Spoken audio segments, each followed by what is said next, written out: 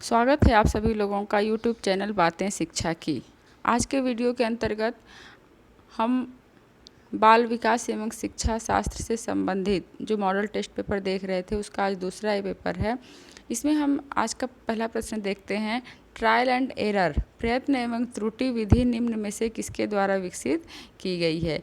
4 option इसके दिए हुए हैं, पावलोव, स्किनर, थॉर्नडाइक, इन सभी के द्वारा। तो आप सब लोगों को पता होगा कि ट्रायल एंड एरर थ्योरी किसके द्वारा दी गई है, थॉर्नडाइक के द्वारा दी गई है। ठीक है, इसमें ऑप्शन नंबर सी सही होगा। नेक्स्ट क्वेश्चन पे हम चलते हैं। कोहलर ने अपना प्रसिद्ध प्रयोग किस पर किया था? बंदर पर, चिंपैंजी पर, कुत्ते पर, बिल्ली पर। किस पर किया था? बंदर पर नहीं किया था, कुत्ते पर नहीं किया था, बिल्ली पर भी नहीं, किस पर? चिंपैंजी। ठीक है, चिंपैंजी का क्या नाम था? सुल्तान नाम था। और उनके इस सिद्धांत का क्या नाम था? इसे सूझ का सिद्धांत या फिर अंतर्दृष्टि का सिद्धांत कहा जाता है। नेक्स्ट क्वेश्चन पे हम चलते हैं। सीखने का अंतर्दृष्टि सिद्धांत किसकी देन है? इसमें 4 ऑप्शन हैं, संरचनावादियों, मनोविश्लेषणवादियों, व्यवहारवादियों, गेस्टाल्टवादियों। कौन सा आंसर इसका सही होगा? ऑप्शन नंबर बी सही होगा। ठीक है, ये भी नहीं होगा, बल्कि गेस्टाल्टवादियों के द्वारा सीखने का अंतर्दृष्टि सिद्धांत दिया गया था। नेक्स्ट क्वेश्चन पे चलते हैं। उद्दीपन अनुक्रिया के मध्य संपर्क स्थापित कराने वाले प्रक्रम को कहते हैं। इसमें 4 दिया हुआ है ऑप्शन, प्रेरणा, संवेग, सीखना या अधिगम और चिंतन। यानी कि ये 4 उद्दीपन और अनुक्रिया के मध्य साहचर्य स्थापित करने वाले प्रक्रम को क्या कहते हैं? जब आप इस थ्योरी को पढ़े होंगे तो इसमें देखे होंगे कि जब कोई समस्या दे दी जाती है तो उस पर जो सब्जेक्ट है वह चिंतन करता है। ठीक है, चिंतन करने के बाद ही तो उसकी समस्या का वो समाधान होता है। तो ऑप्शन नंबर डी जो है वह इसका सही आंसर होगा। नेक्स्ट क्वेश्चन पे चलते हैं।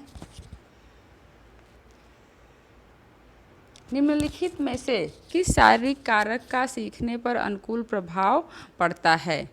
इसके भी 4 ऑप्शन हैं, थकान, रोग, नशा और परिपक्वता। यहाँ पर देखिए दिया हुआ है शारीरिक कारक का सीखने पर प्रभाव पड़ता है, तो सीखने पर परिपक्वता का ही तो प्रभाव पड़ेगा, क्योंकि जब बालक जितना परिपक्व, जैसे जैसे हमारी उम्र बढ़ती जाती है, हमारे अनुभव बढ़ता जाता है, तो हमारे अंदर मैच्योरिटी आने लगती है। तो कोई भी जो कार्य होता है उसे हम बहुत आसानी से कर लेते हैं, क्योंकि हमारे पास उतना अनुभव होता है या हम परिपक्व होते हैं। थकान में व्यक्ति सही निर्णय नहीं ले सकता है, रोग में भी नहीं ले सकता है, नशा करने वाला व्यक्ति भी सही तरीके से नहीं सीख सकता है। कौन सीख सकता है? एक मैच्योर व्यक्ति ही या मैच्योर बालक ही सीख सकता है। ठीक है, तो ऑप्शन नंबर डी इसका सही आंसर होगा। नेक्स्ट क्वेश्चन पे चलते हैं। सीखने की असफलताओं का कारण समझने की असफलताएं हैं। ठीक है, सीखने की असफलताओं का कारण समझने की असफलताएं हैं, यानी कि सही कथन सही भी है। यदि हम संज्ञानात्मक रूप से नहीं ध्यान देते हैं तो हम समझते नहीं हैं, तो फिर हम नहीं सीख पाते, हम असफल हो जाते हैं। तो यह जो परिभाषा है वह किसने दिया है? वह दिया है मार्शल ने दिया है। ठीक है, ऑप्शन नंबर ए इसका सही आंसर होगा। नेक्स्ट क्वेश्चन पे चलते हैं हम। अभिप्रेरणा शब्द की व्युत्पत्ति हुई है। 4 ऑप्शन है इसमें, मोटम, मोटिवेल, मोशन, मोटिव। इसका कौन सा ऑप्शन सही होगा? इसका ऑप्शन सही होगा, ऑप्शन नंबर ए सही होगा। अभिप्रेरणा शब्द की यानी मोटिवेशन शब्द की उत्पत्ति किससे हुई है? मोटम शब्द से हुई है। नेक्स्ट क्वेश्चन पे हम चलते हैं। जन्मजात अभिप्रेरकों के विषय में सत्य है। इसमें भी 4 ऑप्शन दिए हुए हैं। सभी मनुष्यों में समान होते हैं, इन्हें सीखना नहीं पड़ता है, ये अधिक प्रबल होते हैं, उपरोक्त सभी तथ्य सही है।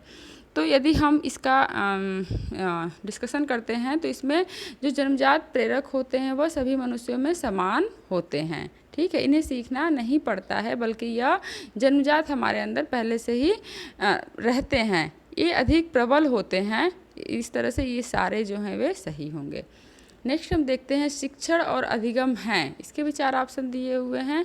एक सिक्के के 2 पहलू, शिक्षण से अधिगम तथा अधिगम से शिक्षण की प्राप्ति होती है, दोनों गत्यात्मक प्रक्रियाएं हैं, उपर्युक्त सभी। तो एक शिक्षण और अधिगम क्या है? एक सिक्के के 2 पहलू हैं, सत्य है। शिक्षण से अधिगम होता है और अधिगम से ही शिक्षण की प्राप्ति होती है, ठीक है। फिर दोनों ही गत्यात्मक, दोनों ही गतिशील प्रक्रियाएं हैं, दोनों ही हमेशा घटित होने वाली प्रक्रियाएं। इस तरह से ये चारों ऑप्शन इसके सही होंगे। नेक्स्ट क्वेश्चन पे हम चलते हैं।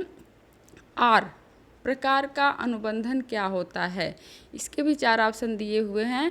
परंपरागत अनुबंधन, क्रियाशील अनुबंधन, थॉर्नडाइक का सिद्धांत, ये सभी। कौन सा इसमें सही होगा? क्रियाशील अनुबंधन। नेक्स्ट है अभिप्रेरणा का मुख्य कारक है। इसके भी 4 ऑप्शन है। सोच विचार, भावनाएं, प्रणोद और बोधगम्यता। इसका कौन सा ऑप्शन सही होगा? ऑप्शन नंबर 3 यानी कि प्रणोद, जो अंतर्नोद होता है, व्यक्ति को अभिप्रेरित करता है, वह इसका मुख्य कारक होता है। नेक्स्ट क्वेश्चन पे चलते हैं। दंड तकनीक के संबंध में असत्य कथन है। इसमें देखिए ध्यान देने वाली बात है, यहाँ पर सत्य नहीं बल्कि असत्य पूछ रहा है इन चारों ऑप्शंस में। तो हमें थोड़ा सा इसको बहुत ध्यान से देखना होगा क्योंकि ये कॉन्सेप्चुअल क्वेश्चन है। दंड को कक्षा में बहुत ही कम प्रयोग किया जाता है, सही है ये। आज इस समय में बाल केंद्रित यदि शिक्षा की व्यवस्था देखा जाए तो कक्षा में दंड का बहुत कम प्रयोग किया जाता है। कक्षा में उपद्रवी छात्रों को बहुत कड़ा दंड दिया जाता है। अब के समय में ऐसा देखने में नहीं आता है कि कक्षा में उपद्रवी छात्रों को बहुत ज़्यादा जो है वह दंड दिया जाए। दंड छात्र की मानसिक एवं शारीरिक सामर्थ्य से अधिक नहीं होना चाहिए, भी सही है। दंड देते समय न्यायपूर्ण व्यवहार की आवश्यकता होती है। तो इस तरह से ये जो ऑप्शन है, ये कथन जो है असत्य कथन है, बाकी जो तीनों हैं वे सत्य हैं। नेक्स्ट पे चलते हैं। शिक्षण सिद्धांत के अनुरूप नहीं है। इसमें 4 दिए हुए हैं ऑप्शन। व्याख्यान विधि, ह्यूरिस्टिक विधि, असाइनमेंट विधि और प्रोजेक्ट विधि। तो आजकल यदि हम शिक्षण व्यवस्था की बात देखते हैं तो लेक्चर मेथड बहुत मतलब जब ऊंची कक्षाओं के जो छात्र होते हैं उनके लिए प्रयोग किया जाता है, क्योंकि छोटे बच्चों को यदि हम लेक्चर मेथड से बताते हैं तो अच्छे से नहीं समझ पाते हैं। तो ऑप्शन नंबर ए इसका सही होगा। किंडरगार्टन शब्द का अर्थ है, क्या अर्थ है इसका? किंडरगार्टन शब्द का अर्थ होता है, किसका उद्यान होता है? यह होता है बच्चों का उद्यान, ठीक है। ये नहीं होगा, ये नहीं होगा, ये नहीं होगा, बल्कि बच्चों को ही फूल का बगीचा कहा गया है। किंडरगार्टन शब्द का अर्थ होता है। नेक्स्ट क्वेश्चन है। किसी भी वस्तु को प्रारंभ करने से पूर्व उसके बारे में क्या होना आवश्यक है? जाहिर सी बात है, इसमें 4 ऑप्शंस में आप बहुत आसानी से इसको कर लेंगे कि जब हम कोई कार्य करते हैं तो सबसे पहले हम उसके लिए क्या करते हैं? ज्ञान ढूंढते हैं, नॉलेज एकत्रित करते हैं। तो किसी भी वस्तु को प्रारंभ करने से पूर्व ज्ञान का होना आवश्यक है। तो ठीक है, आज का वीडियो हम यहीं पे समाप्त करते हैं। मिलते हैं फिर नेक्स्ट वीडियो में।